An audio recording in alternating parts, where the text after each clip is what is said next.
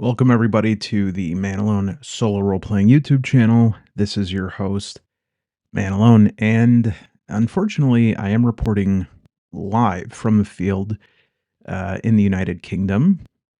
We are doing some in law visitation, and because of that, I have my travel microphone, which is a piece of crap, and no camera. So this video will be PDF only, plus my voice. You will not be able to look at my silky smooth hands.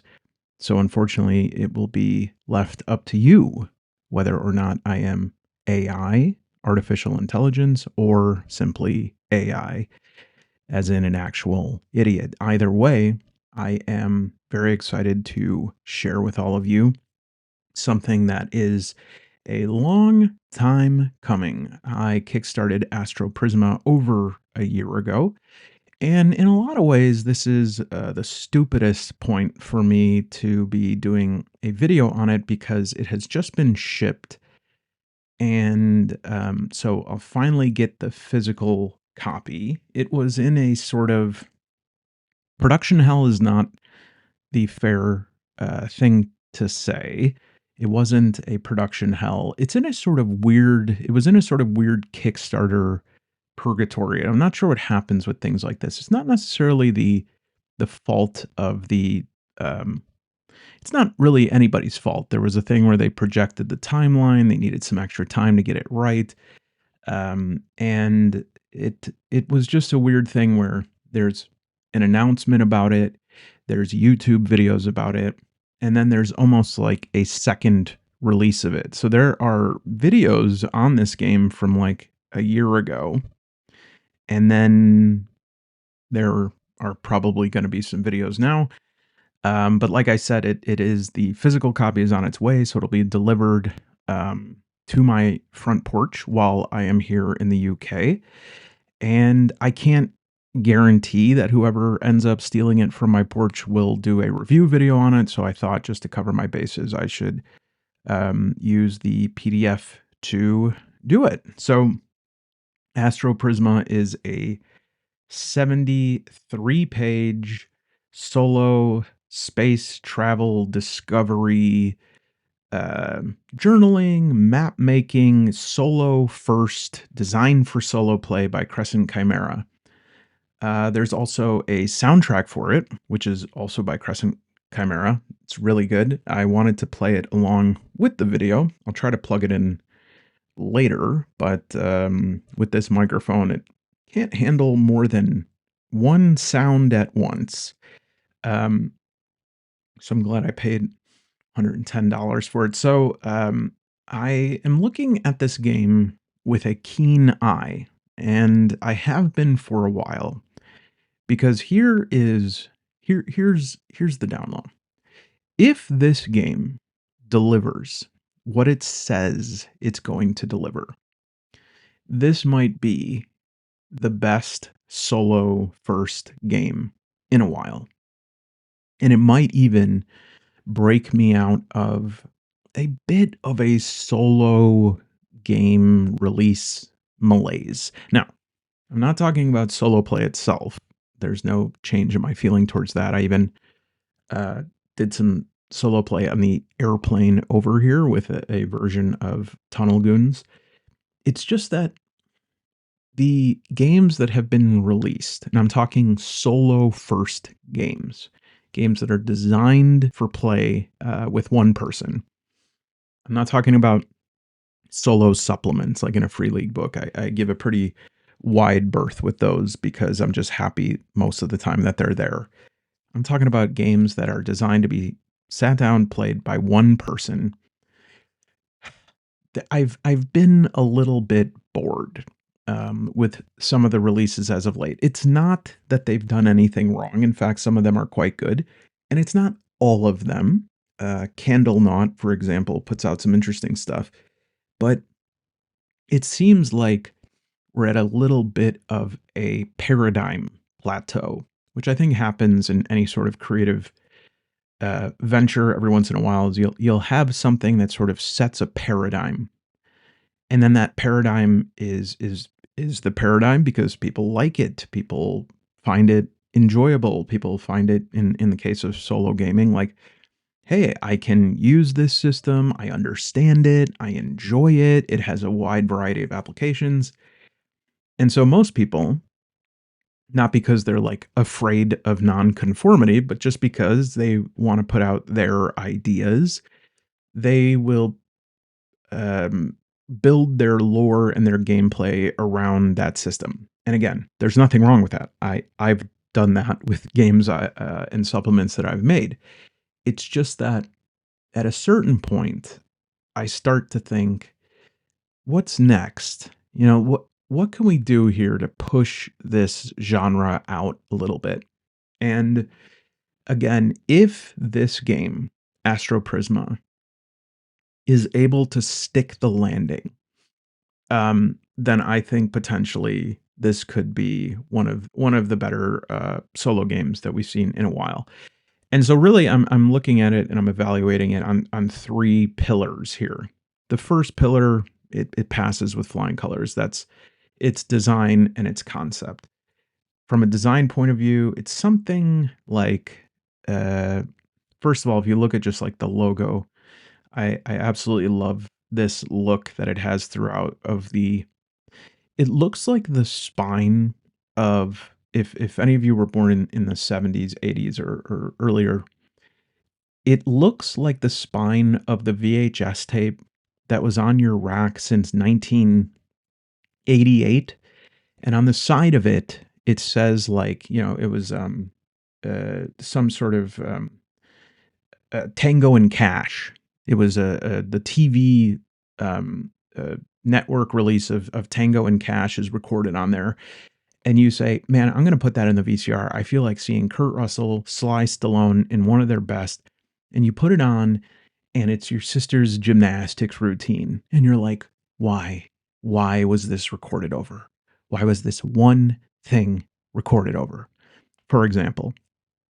And so that sort of, um, 80s analog transistor transition to digital time, and it also has, as we could see here, sort of that early, more less contoured, Neon Angel Evangelion type anime, which is, uh, far more beautiful than most of what we have now.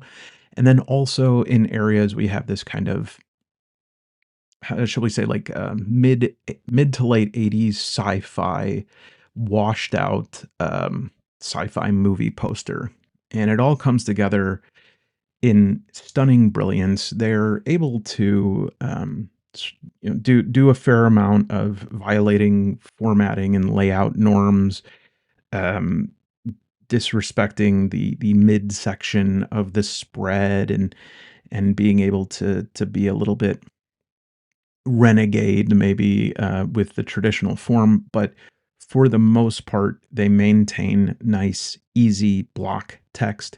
Things are pretty clear. Some of the more difficult, perhaps from a visual accessibility standpoint, are forgivable simply because of the coherent, like, full expression that the page makes. Like right here, I could say, white text on a black background.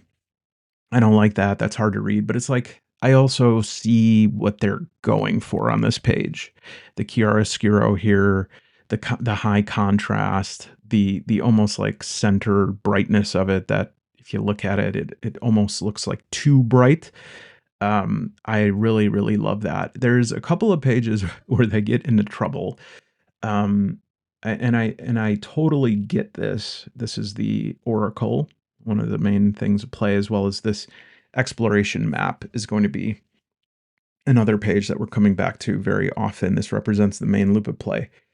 Now, I will say, as we go on, like I said, I totally get this because one of the biggest time wasters that I have as when I'm designing a game is I will be sitting there for an hour and a half sighing frustratedly, like my mother folding clothes, thinking about the life she could have had, without me. And suddenly I'll be like, wait a minute, what the hell am I doing? And I'll realize for an hour and a half, I've been like pruning sentences, trying to get everything on one page. And then I'm like, why? Why am I like, why can't I just use another page? Um, it's some sort of deep genetically coded Victorian brain plague of like paid by the word by the page number. Um, for the most part, this is going to be D10 plus stat roll over. We'll get into a little bit more of the nitty gritty here, but yeah, it's around. Let me show you page 6. I think it's 62 where you go. Oh, good lord, you really did it. Yeah, so like right here is page 58, and this is where I go easy now. Just take it easy, and then you get to page 60, and you're like, whoa, you need to step back. All right, this could have been 15 pages. Just everyone take a breath, and then page 62 and 60, all of these are quite smushed. However, to their credit, again, this is a 73 page document. So really, these pages are like kind of the appendices. Um, Also, they're really not that hard to read. I mean, I guess I would need to sort of like look at the physical copy of them, but the font, everything makes it pretty straightforward. And it is, in fact, the high level of content that are on these pages that gives me a good level of hope about this game. And I'll talk about why that is because the second pillar, the second pillar of evaluation is what this game, um, like, what this game says it's going to do. And from the mile high view, this game is exactly what I'm looking for. Open ended exploration game, lots of different options, lots of different scenarios.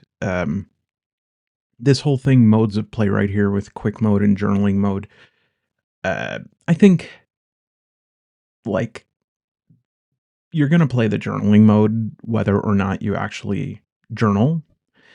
Um, and because I think otherwise you're going to get some qualitative prompts in this game that you're going to have to think about what those look like to bring up further things that feed into future mechanical choices. And I'll talk about what that means.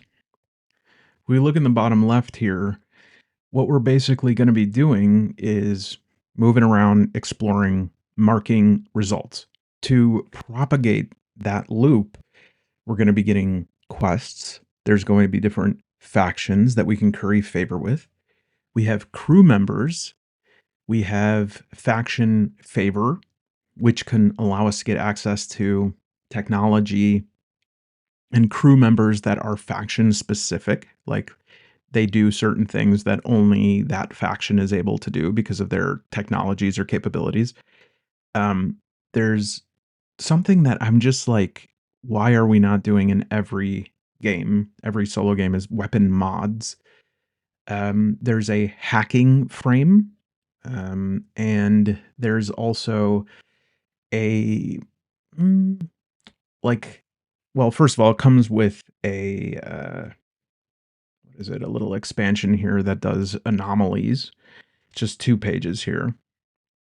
Lots of different options for faction stuff, and then the character sheet, I think, shows us some other stuff. This cyber tech will be different augmentations. These zeros that you see above that, I believe that is the different factions. On the bottom is conditions. And then the second and third pages here are going to be the travel star map on the right, the quest log. And I like this. All of this is form fillable other than the Starship over to the left side. I mean, I don't know how that would even be form fillable, but there is also a Google Drive document for both of these with different assets that let you fill them in with the specific things if you wanted to do it all. Digitally, if I wasn't in the situation I was right now with no camera, I would definitely be doing this by hand. Just seems like, it's just a bit much, to be managing digitally. Plus, for whatever reason, when I have stuff on the computer screen, it just I'm not able to keep track of it in my mind as easily. It might have something to do with, like, the commitment to memory that writing something down gives me over just typing it or whatever, who knows? But this is going to um, form the loop of play. Each of these different areas are going to have different encounters. Each of those different encounters are going to have sub encounters. Each of those sub encounters are going to have different choices. And sometimes they will be a sort of choose your own adventure choice where you have to choose one path or another. Or sometimes there will be different choices that open up based on um, the different do you have this much, I don't know, credits? Have you achieved this? Does this faction like you? If so, you're able to have more options, etc. Now, the idea of a game that gives me this level of both wideness and structure is extremely exciting, right? Because um, it's what you want in a solo experience. You wanna have something where you don't feel left on your own. You feel like you are following a plan, but at the same time that you feel as though you can be discovering new things, getting yourself into different nooks and crannies of the game that you didn't get yourself into before, etc. Now, this brings me though to the third pillar, which is, can it actually do this? Can it actually pull this off? Because in order to show this, I'm going to go to another game that either intentionally or unintentionally this game borrows from. This game is almost an adult version of go back to the cover here. And by adult, I don't mean adults only. I mean like a little bit more sophisticated version of Notorious, or its sequel Outsiders.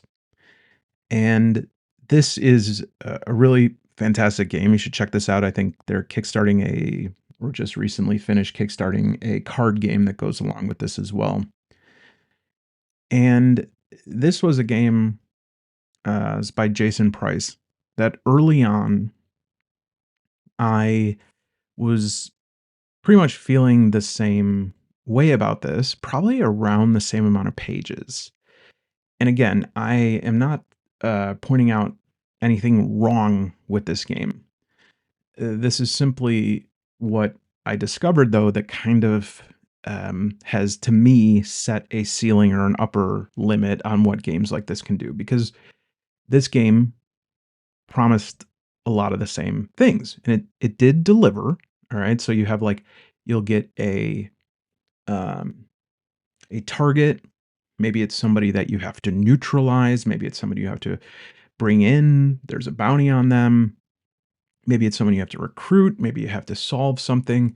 Very cool. And then, as you could see, for each of these actions that you do with this person, there's these different choices. All right. And some of these choices branch further. These are the different character types. There's 6 more in Outsiders.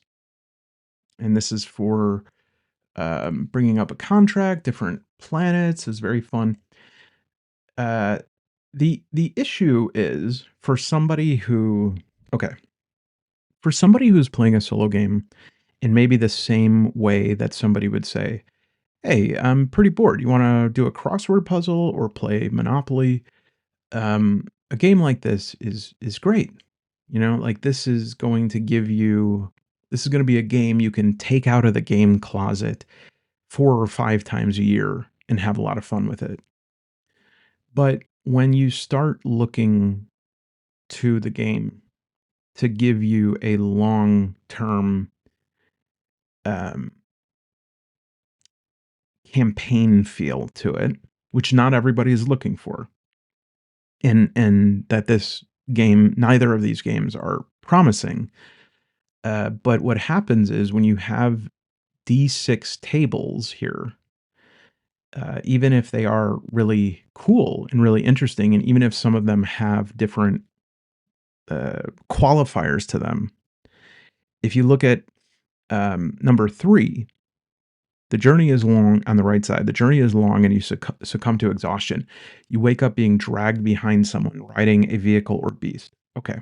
I've never, that I can remember, maybe as a kid, my older brothers, but I've never been dragged behind a vehicle or a beast. But rest assured, when I am, because I'm sure I will be at some point, that will be a low point in my life, and I shall never forget it. If I'm playing this game for 7 sessions and suddenly I roll a 3 here again, and I'm like, oh boy, I've been knocked out again and I'm being dragged behind a vehicle. At a certain point, it goes beyond the pale, beyond the threshold of believability or verisimilitude where you're like, okay, I'm being dragged behind a vehicle or a beast for the 4th time. Maybe this is my fault, you know? Like maybe this is a me problem. But either way, I think you could see what I'm tongue in cheek getting at here is that at a certain point, you have a choice. Either you can look at this and appreciate it for what it is, or you can say, well, and this is probably what most experienced role players would do. Solo role players, they'd say, all right, so I rolled this 3 again. I'm being dragged behind a vehicle again. Uh, Obviously, that's not very believable that that's going to keep happening. So, like, what's the spirit of this input? The spirit of this input is I'm disoriented and I'm being held or taken or transported against my will. All right, let's use a different oracle and figure out what that looks like. Okay, I'm not being dragged by a vehicle. I'm cryogenically frozen and I'm being woken up and but herein comes the dawning of the next realization, which is the thing that catches me out very early in some games, is you would start to say, you know, I'm kind of doing more work at this point than the book is doing. Like, in fact, I'm doing more work because I'm trying to make it conform to this book. This book is very good. It's very fun. It's an awesome idea. Maybe there's some sequels I can wait for if that's how you want to approach it. But look at online. Look at playthroughs of people that do these dedicated playthroughs. They do some the bad spot with Starforged.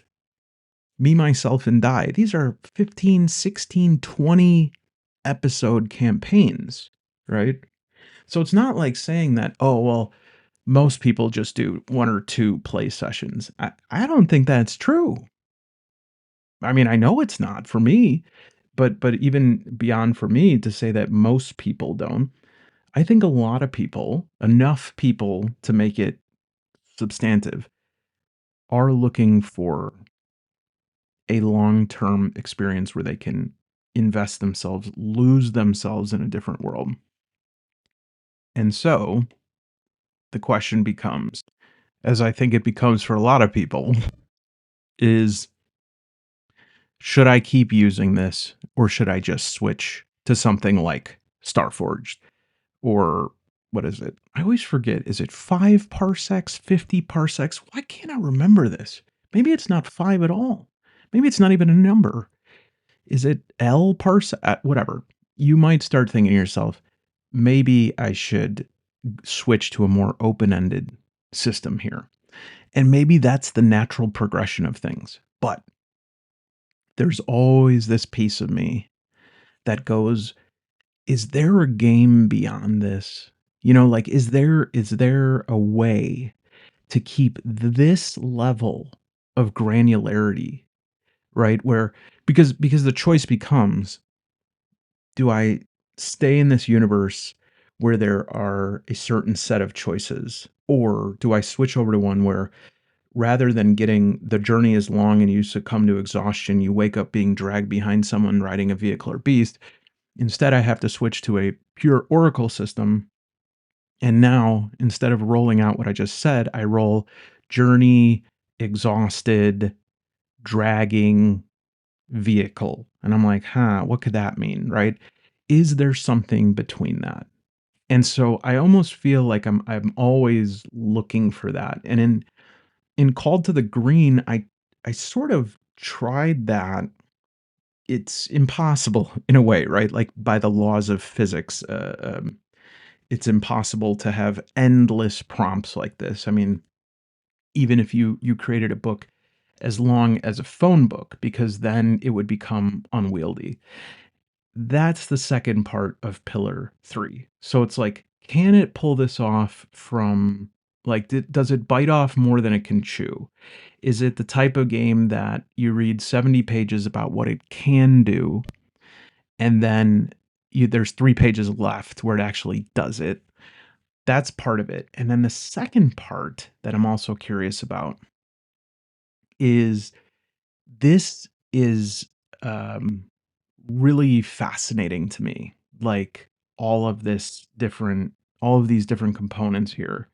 This is really cool. I mean, you have all these different crew members, you can build all these different modules, you can update your engine of your ship and all this stuff right here and add new ship modules and these crew member trackers, they can go to different assignments.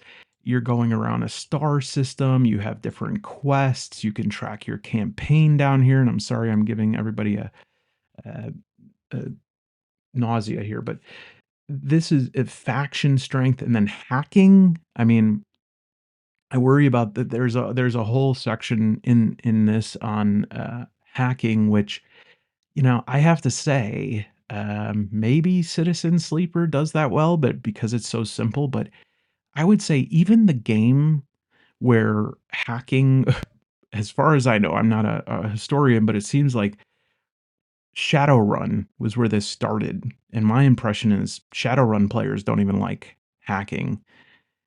We're adding this to it as well. So now we have this like sort of parallel exploration combat system. Is this biting off more than it can chew? I don't know. But what I do know is thank God for this page. What is it about solo games, like solo first games, that their equipment page is always like stick, large stick, heavy stick? Those are the 3 weapons. It's like, why can't I get like an awesome loadout of different stuff here? So this is really, really cool. Different quest items, um, narcobiotics, some strategen hormones. I should take some strategen hormones before I play 40K. Yeah. And then we have this. Let me find them. But this is so cool too, right? Like, look at all this. This is all these different places you can explore inside the cybersphere. Each of these pages has these different encounters that you have within the ring, these neutral encounters. Each of these planets has a d6 on each of the planets. Look at that. So you roll Gaian planet, top left there. Then you go to the left page here. This is everything that can happen on the planet Gaian. So it is, and then satellites, asteroid. I mean, this is crazy. So cool. All these different factions, revolt missions, if you're trying to play the factions off one another. So, yeah, and I guess this is sort of like the bestiary at the end here. So it does look very appetizing. The question is, does it stick the landing? So I think we've talked about like what the concept is. Let me go through it a little bit more formally here and talk about what each of the pieces of this game are and how they go.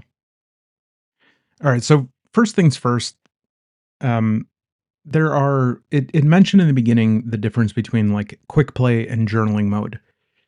That distinction only goes to pertains to like the level of documentation. The real distinction is whether or not you're playing campaign mode. In campaign mode, um, which is further along in the book, page 129. And by the way, I just want to make a small correction there. I said it was a 73 page document. It is like PDF pages, but each PDF page is 2 pages. So whatever, 146 pages. Um, but in campaign mode, we could talk about that a little bit, but essentially the difference there is you are moving across several different star systems or hex maps. Each hex map has 36 hexes on it. In a standard play, you would just try to explore all of that in, I forgot what it's called, free or open space. Whereas in campaign mode, you would travel to 3 of those 36 hex maps and try to, I believe, help a faction reach a power level of 3. Um, and so that would be probably the format of play that I would be most interested in. There's also multiplayer, guided versus cooperative play. You could have a GM, you can use the Oracle to generate results for a group, etc. And um, you are the basic loop of play is you're going across this 36 hex star system map, and you are resolving the procedural encounters at different levels. You're managing resources. You start with 20 fuel, and each hex that you travel to costs 1 fuel. If you run out of fuel, you have to start consuming hull. If you reach 0 hull, you have to get an abyssal scar, which would be a sort of permanent damage to your ship. You're also collecting scraps. You're adding modules. You can upgrade your ship. You're going to have different crew members that you can recruit. You can hire crew members, all sorts of stuff. But essentially, you're moving across this hex map, resolving the encounters that come up, managing resources, making story choices. And these story choices are going to affect faction favor as well as different characters' affinity toward you, especially if you're like recruiting them, and mapping everything. And it does have a really fun system for mapping. And I apologize, a little sluggish in my navigation here. I'm working across 2 little tiny screens, but you could see on the system map where it says mapping your discoveries, top sort of middle left, you would figure out what you have encountered in that hex. So, say that you have a planet, you would draw the planet in the center. And then, as you make different discoveries around that planet, perhaps different satellites, moons, different asteroids, stuff like that, you can fill that in um, little by little. I also want to say that um, this post apocalyptic setting, the main thing we're looking for is like technology of the old world. Apparently, the whole universe blew up, and it says at one point, this could have happened years ago, decades ago, or centuries ago, but nobody remembers anything. And I'm thinking, if this happened years ago, like 4 years ago, that the whole universe blew up, and then everyone's like, man, I got no idea what happened before. Everybody is 4 years old then. And that could be you could do that. That's the magic of solo RPG. Make sure you record that and put that on YouTube, a campaign of this with all 4-year-olds. Um, but yeah, so you are going to be mapping, journaling to a certain extent. I'd probably be doing like bullet point journaling, and the base game would end when you have explored the entire star system, and you also complete one faction's final event or otherwise conclude your narrative. I mean, I don't think you have to do that, but that's the ideal way. If you need to figure out where you go next, you have cardinal direction rolls. Um, to the top right, and if you already have like certain events, or if your star system is already discovered and you want to move to the next one based on whatever move you roll, you can just sort of use the pattern um, in the tile hex flower under that. But if you look at the bottom under star system here, this is going to be the faction strength. So the favor that a faction that you have with a faction, that gets tracked even in like the basic game.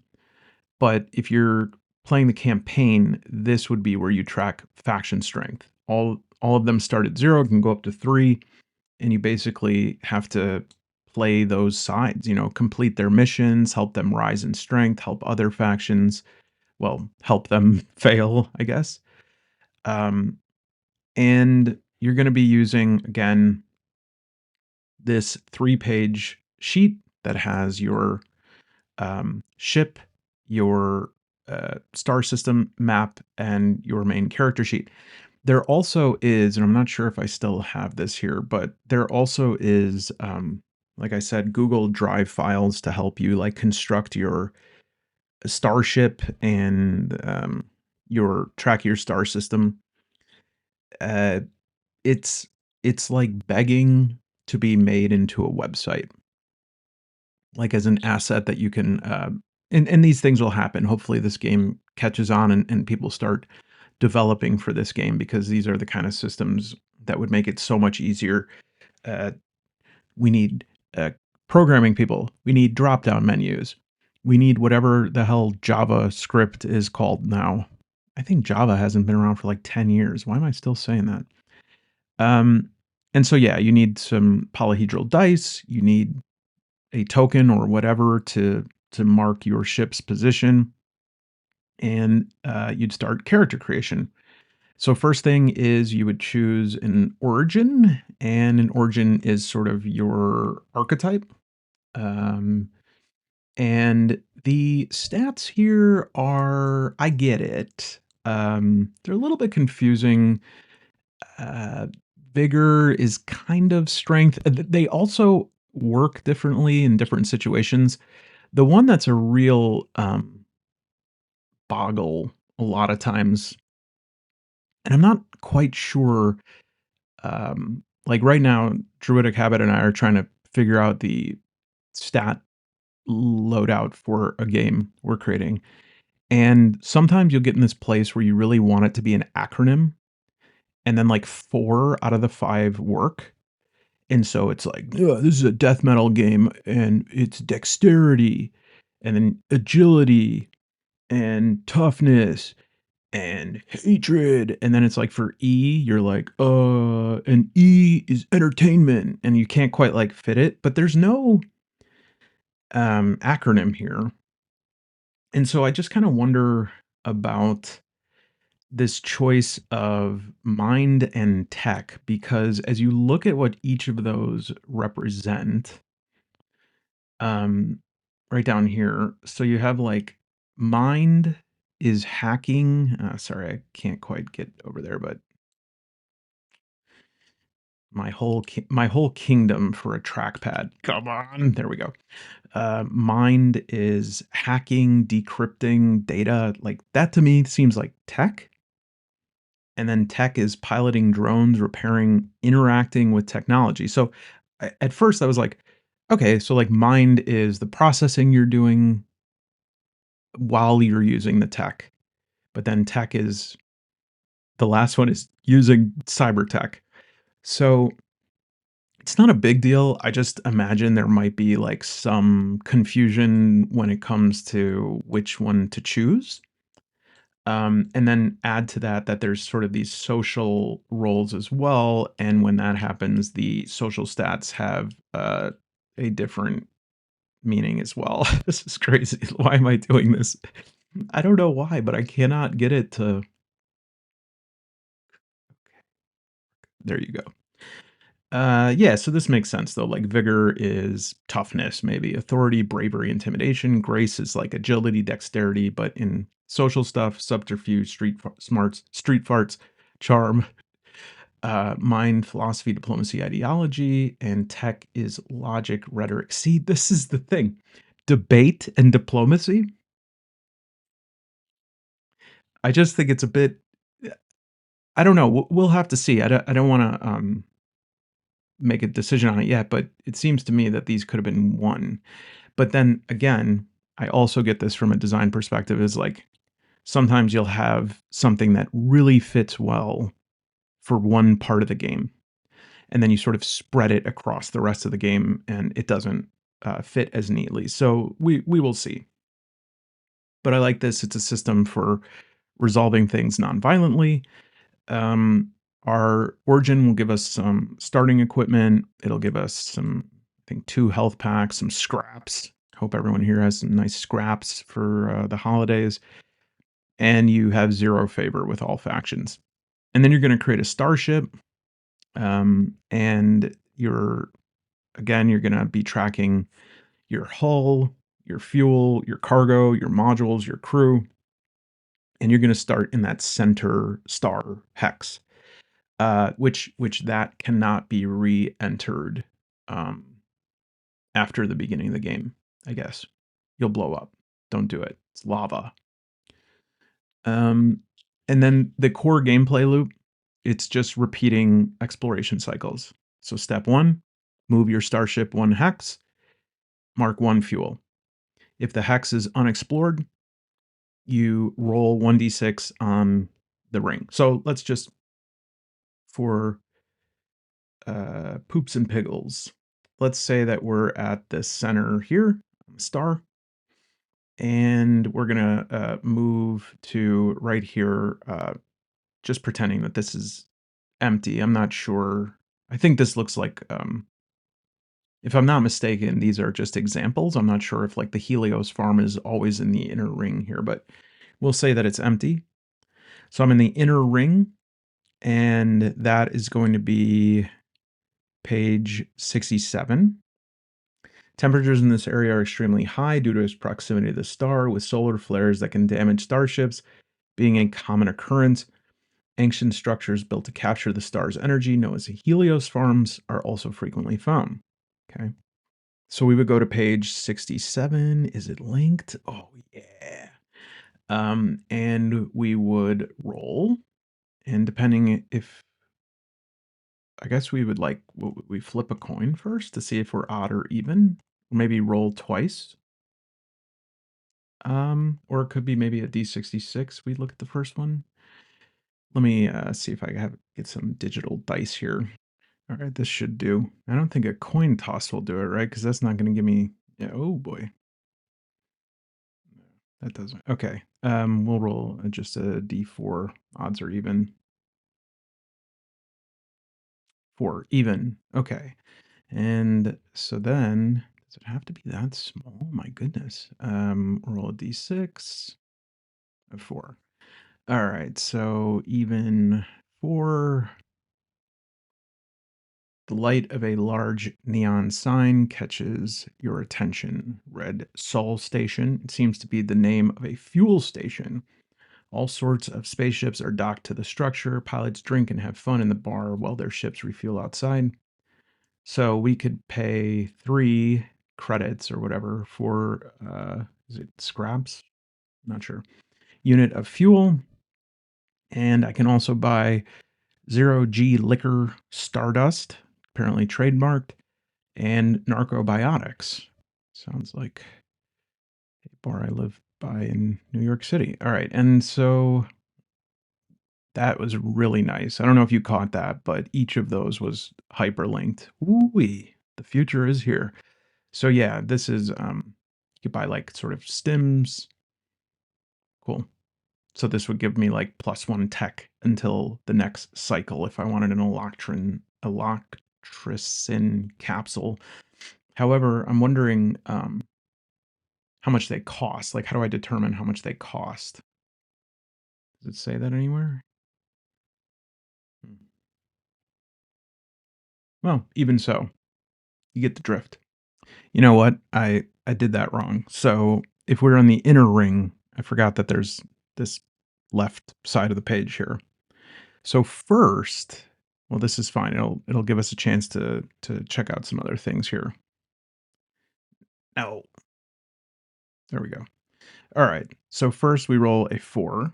Make sure that this isn't rolling a 4 every single. Okay, good. So we rolled a 4, and that means that this is a medium-sized planet with a single observable satellite. So we would draw that in, and then we would do D6. And I think that these are set up so that the even ones and the odd ones correctly conform to whatever. Darn it! Why do I keep doing that? All right, 5. So 5 would be a planet. Ah, okay. So then, and this is pretty amazing actually. Everything is interlinked. My gosh, I can only imagine how long this took. So we have a one moon,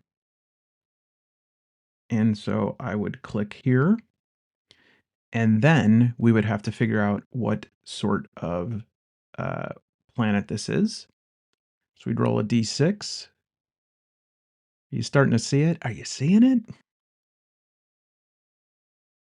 6. This would be an ecumenopolis, the one that is right behind the dice tray here. And the greatest marvels of the old world, massive planets whose surface is entirely consumed by urban sprawl. All natural life and resources in their ecosystem have been destroyed in favor of the expansion of the megacity. Now these planets are deserted, becoming giant orbiting ghost towns. Very cool. And so then I suppose we would figure out a landing spot and give another roll here. Our landing spot is number 1. That would be a legislative district of the city. The Senate is partly destroyed and surrounded by tanks. So from here, I'm guessing that we would then have to sort of use the oracles and role play. I think that's how that goes. But even if it doesn't go exactly like that, that's like how it goes. You know what I mean? We'll come back to it when we talk about the specific instructions here.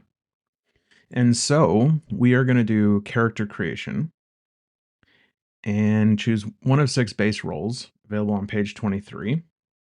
Unbelievable. And wait a minute. That wasn't right. There it is. Um, or maybe this is for the crew. Top right is what all these symbols mean. Finally. Couldn't see that. All right. So 2 crossed sabers is damage. Lightning bolt is health. Scraps, hyperdrive, armor, health, serum. Serum must be the currency. And we can see right below that we have the challenge roll is going to be D10 versus D10. If it's against a NPC or I guess another player, you would use their stat. Um, some there's I think standard loadouts as well as specific ones in the back. And if it were just like an environmental thing, I think probably there's no relevant stat. We would just roll it against a d10. And the story choices were like what we saw there. You can go and drink at the bar, or you can refuel, or you can do both. Some of them are either or. All right. And the system map here. I should clarify that the top right, unless there's some sort of effect that causes your ship to spin out of control, this is probably when somebody tells you how to get to a place. You can use this to randomize its location and then sort of draw that in so that when you get there, especially if there's a solar flare there, you'll know, hey, I need to avoid that area. And perhaps, depending on the interpretation of things, does that count as something that you've explored because you filled in the hex? Not sure. But right here as well, we have these different character connections. This is very reminiscent of Ironsworn Starforge, where you'll have like a different level of, a strength of your relationship. Uh, I like this idea a lot. I think this needs to be included in more games. And I like when it is sensible, meaning that it's not like totally randomized in that first I'm going to say something to somebody and it's going to go well and we're going to develop a friendship. And then the next thing I say, they suddenly hate me and I have to figure out what that is because at a certain point, I'm just going to be like, all right, this person has perhaps a personality disorder.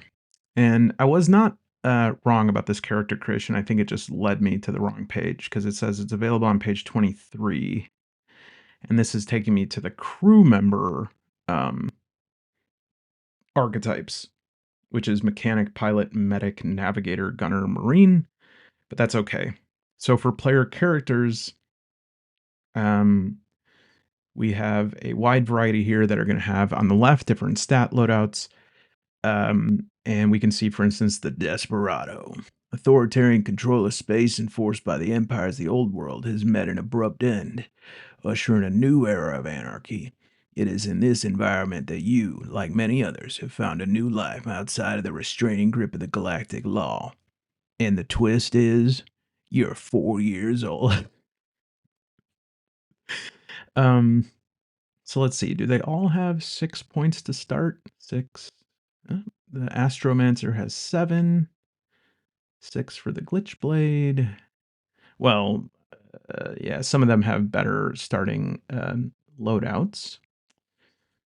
Mm, memory slots. Your character can have up to 6 unique hacks and drones. Cool.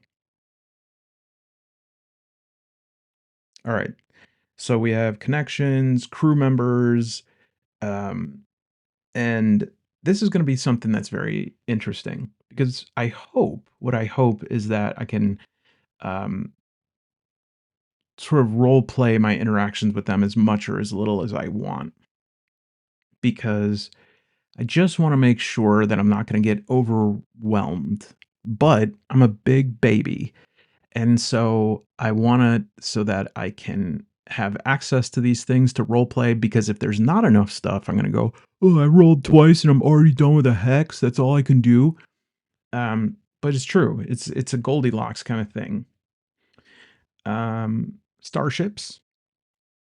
And yes, this is like what the sheets look like. We would actually draw in those different modules.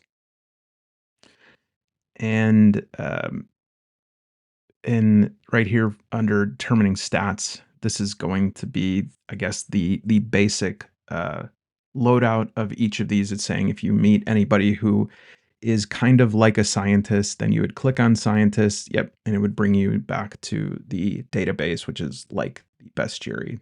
Scientist right here is going to have 10 health, 0 shield. Yeah, that makes sense. And I guess for combat, these are the different options of what they can do. Hmm, very cool. This is really, really cool. I wonder what these little braille symbols mean here. Let me try to figure that out. Yeah, it looks to me that the more of these there, the more difficult these are going to be. Because if you look here, like the Medusa Master Hacker that has 95 HP and 3 shields. This is really cool. This is really cool. And as we look up here to like these different faction goals and stuff like that, there's tons of different things that can happen with each of these factions. There's like neutral encounters. These are the missions they can give you from the Synth Arch at different levels of favor. If you want to get 2 favor, you do the Android Baptism. The Transhumanist Creed will get you 5 favor. and the higher level of favor, the more cool stuff they're giving you. And I can see replays of the game with just like trying to get the goodies from each faction. Makes me not want to read those in advance. Favor represents your reputation and social standing. Once you reach 2 favor with a faction, you may join them by playing through their first faction event. Awesome. If you join a faction and your favor drops below 2, you're expelled. Happened to me before. After completing the first faction event, if you have not yet discovered the location of that faction settlement, place the settlement on the unexplored tile with the lowest hex number. Faction events are narrative scenes that are triggered once you reach a certain level of favor. Super cool. Super cool. Oh, these are these abyssal scars. So this is if your hull reaches 0. Look at that, man. Who in the world made that? That's just like beautiful. It's terrifying, but so yeah. And then this leaves like the one thing, I guess. Look at all of these options.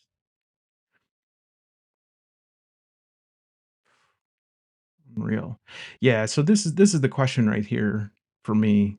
Is like, I got to go through cyberspace. There's always a thing in a lot of games, uh, video games, RPGs, where it's like, I want to build my character's capabilities, but I want to know if there's a part of the game, is it going to do any good for me? For me to like improve my level of hacking? What is it that I can get through this? Let's see if it has a clear answer to that. It looks like hacking and drones are attacks. And so, because you could see, second paragraph under where it says hacking, to cast a hack, roll mind against an enemy. If you win, the hack is successfully uploaded to their virtual interface and the effect takes place. If you lose, the hack fails and you are infected with malware. But the question is, can I do this in any combat? Are we all so plugged in to the internet that I'm just blasting people? Like, can't just take off the headset?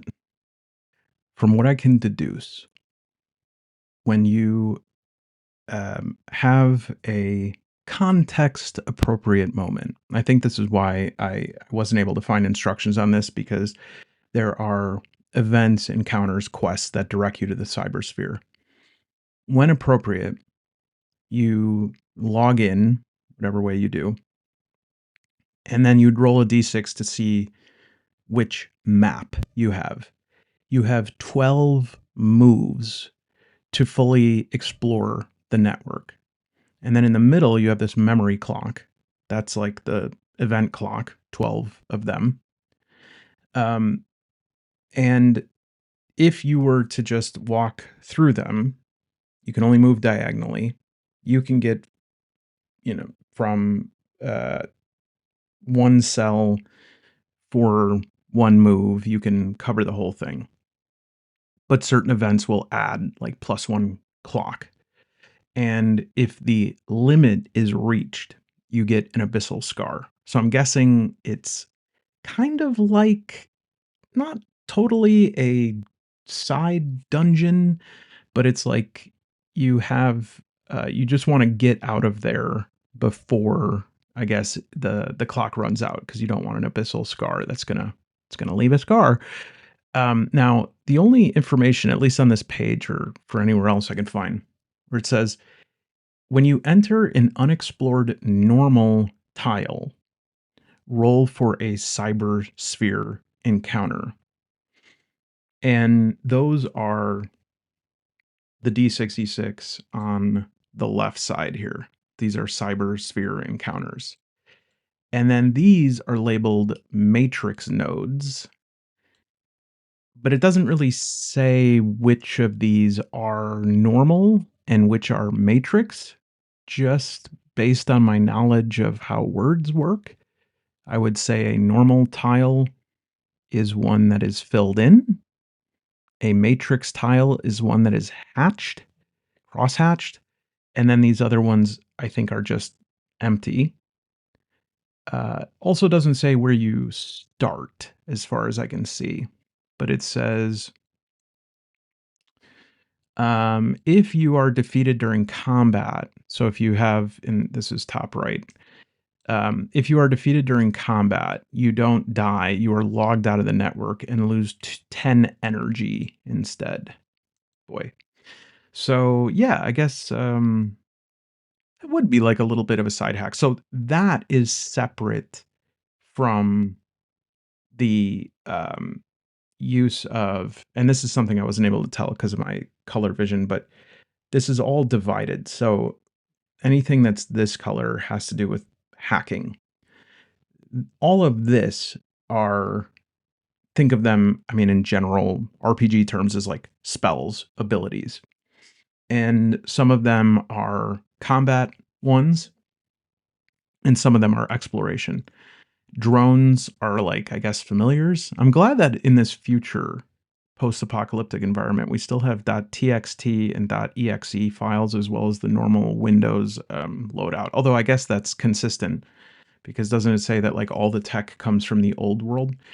And so these can be used in combat, right? Like this ladybug drone can give you an HP injection, can do an EMP relay, can do a silence on an enemy for 2 turns. Um, but there's also a chance that if you miscast these, there is malware, which you'd have to roll a d10 for that. Yeah, we better talk about combat. As far as combat goes, you are going to have a main action, a side action, and the enemy gets to then make a move. So basic. To determine initiative, it's going to be, I believe, D10 plus grace. Let me zoom out here. Yeah, so combat is turn based. Turns are on the bottom right here. D10 plus grace to determine initiative. And then you get this main action, which is going to be like an attack, a hack, other ability. And then the side action would be movement, item usage, perhaps something a drone does, or as explained in every RPG instruction manual, you can also say something. Didn't you know that? That's a free action. Please show me the game where shouting something is your main action. I want to play that game. Could someone make that game? Shout Avengers. So yeah, you can. There's also an option to retreat, and you are going to pretty much. Well, I guess it would be grace for retreat or escape as well.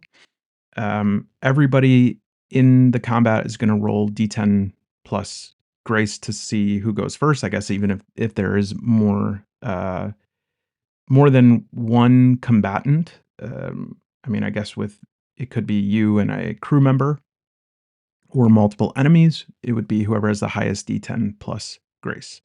And by the way, combat would start um, obviously when you roll like a hostile encounter or when you try to do a social role and it doesn't, like, you don't succeed. Um, and it is going to involve you, any crew members, one or more enemies.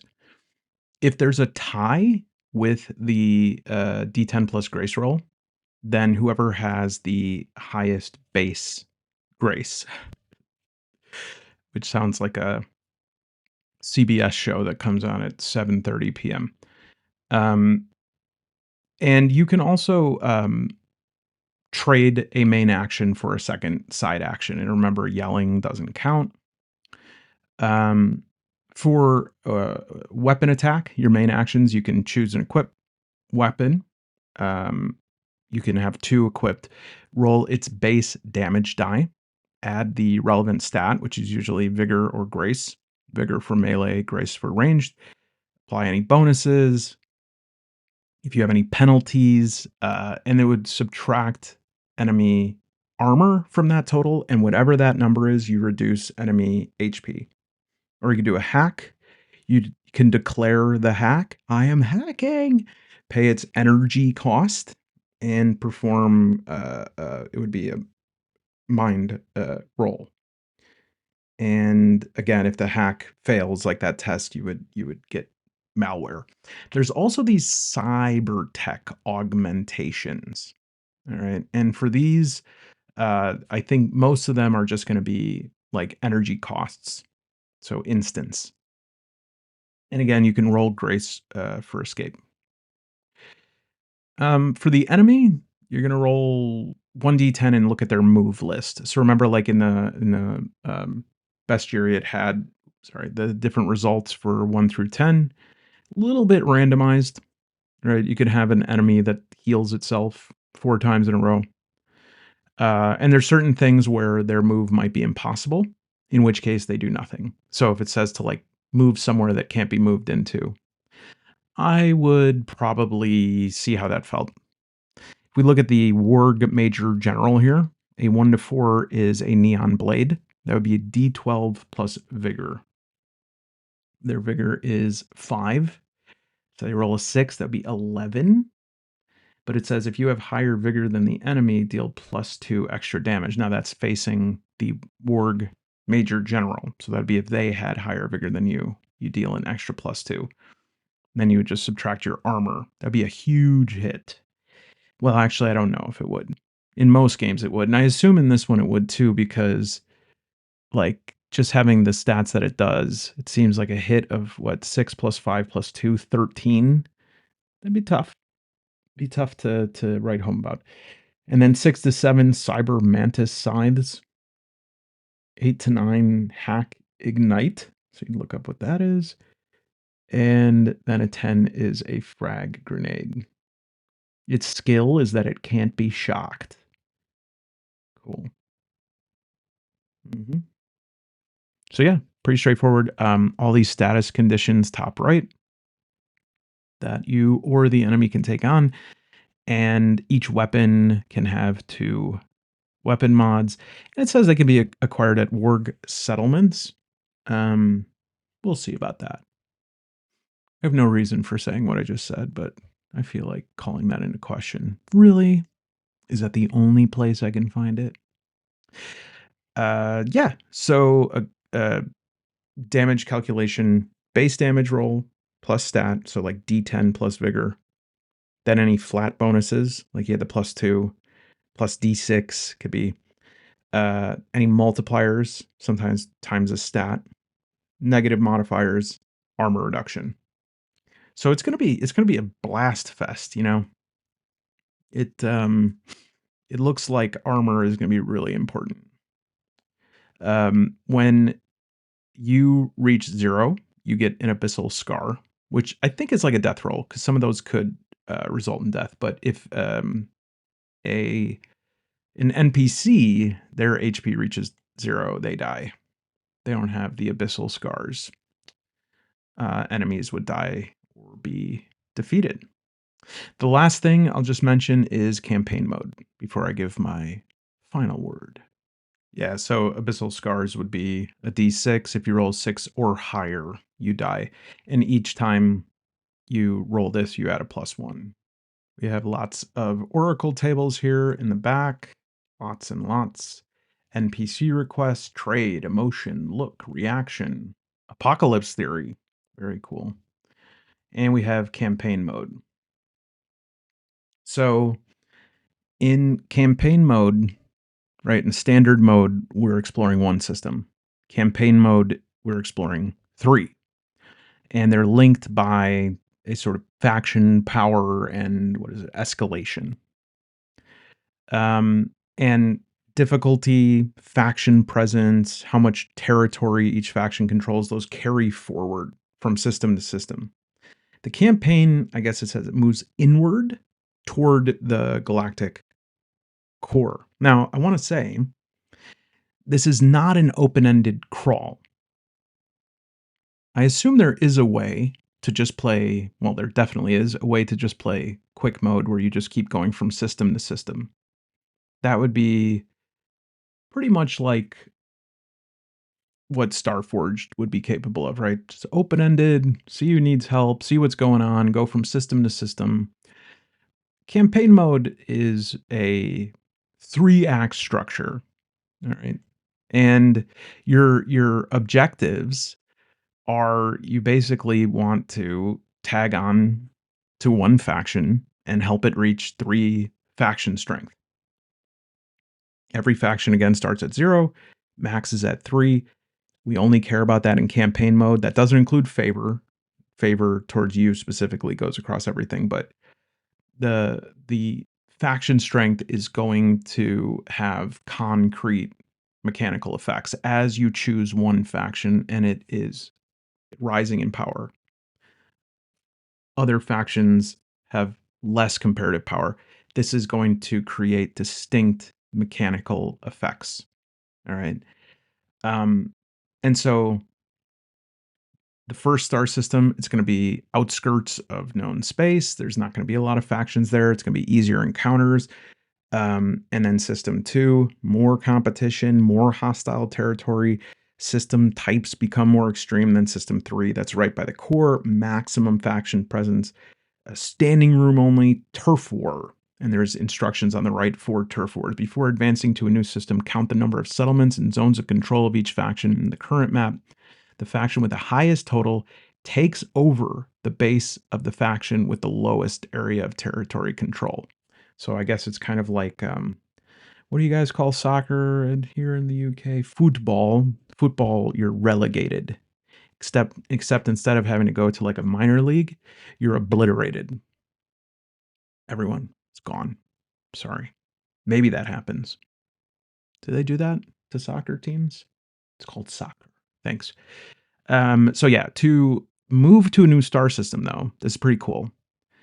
You have to acquire a warp drive, which can be found, there's like a loot table or there are certain encounters that give it. You have to upgrade it at a settlement and it costs 300 scraps. And this upgrades the warp drive to a hyperlight drive. You have to fully map the current system and then you jump with 10 energy. I just think that's so cool. Like each one is just this heightening sort of level of pressure and panic.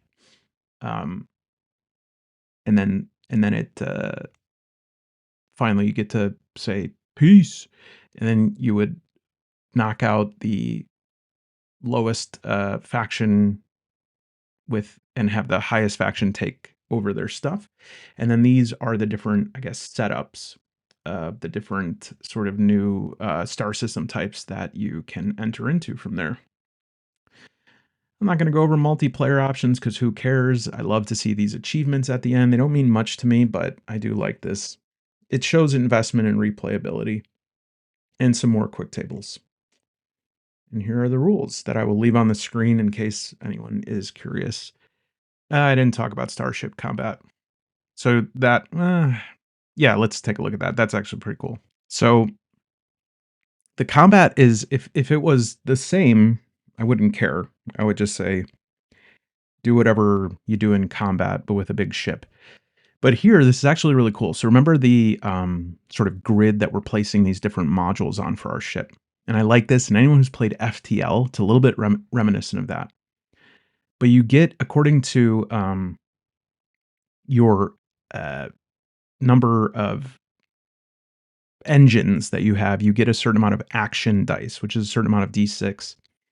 And so that, say that your engine has 3, you roll 3 action dice to represent the amount of power you could add to each module.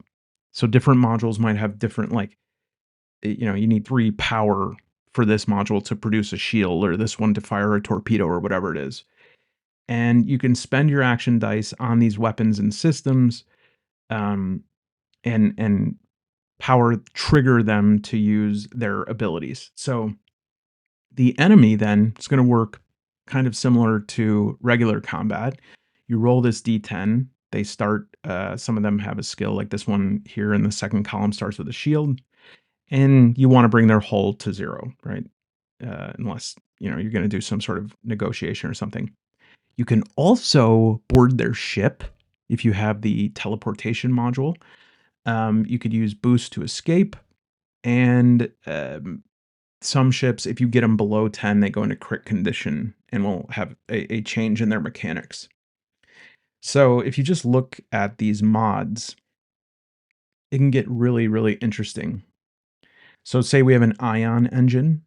That means we're going to roll 3d6 action dice, and I have an extra action die during my first combat turn, just to kind of put them down. And so this one would cost 200 serum. That's a tier 3. And these are the different systems are under module. Um, it'll say, like, say we have that 3d6 and we roll a 6, a 4, and a 2. I can put the 6 on one that requires a 6. But if the module says it needs a 3 to 5, I can't put the die showing 6 there. I can only put the one putting that says 4 there. Unless it's X, then I can put any die. So it's not only like how many action die you have, but they have to sort of like be the right key to unlock that module. Okay. Different ships will have different module slots, and some of them you can't just put whatever. Like some of them will have only like you could put two. Maybe some of them have two engine slots, and then you get two engines. You could put two that have 3d6 on them and roll 6 action dice. And the other thing to keep in mind, and at this point, I feel like it's doable. I just have to keep good record of this. Is as we look at the different crew members, some of them, for instance, the gunner, if you have a gunner on your crew, they have missile madness. Missile weapons deal plus VIG extra damage this turn. Here we have an occultist, which I guess could only be you can only get with certain faction. I'm guessing, yeah, the synth faction, a techno spiritual seer. You can actually has a frequency splitter. Spend 2 energy to split an action die into 2 separate ones, rounding the values down. So lots of different options and opportunities that come from that. All right, now, in closing, I believe that this game is, at the very least, an excellent solo game. I'm very excited to play it. Um, I am blown away by the level of detail, intricacy, interconnection of this game. They really did think of this as a unified idea. You could tell that these aren't a bunch of different things thrown together. There is a few areas that maybe like house rule tighten up, a few things that are um, maybe not fully explained, or maybe the questions there might be questions about them if you don't hit the right encounter to tell you what you need to know about things, etc. That's going to happen in every game.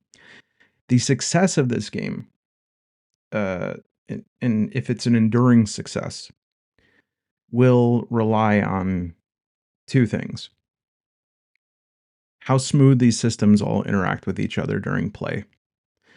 And I really do think like an online website to track these things will be great. You know, I guess we could all develop that ourselves. There are plenty of people put up different Excel spreadsheets or Google Sheets or whatever that track these kind of things. That's perfect. That's going to help a lot.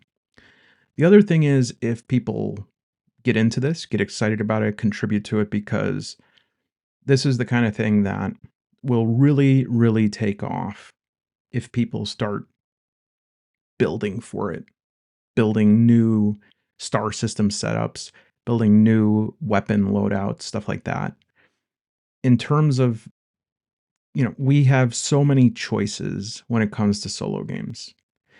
And I have to be honest, a lot of times when games look this nice, you can sometimes come away feeling a bit duped, right? Because you're like, well, that looked really nice, but there's really not a lot of options here.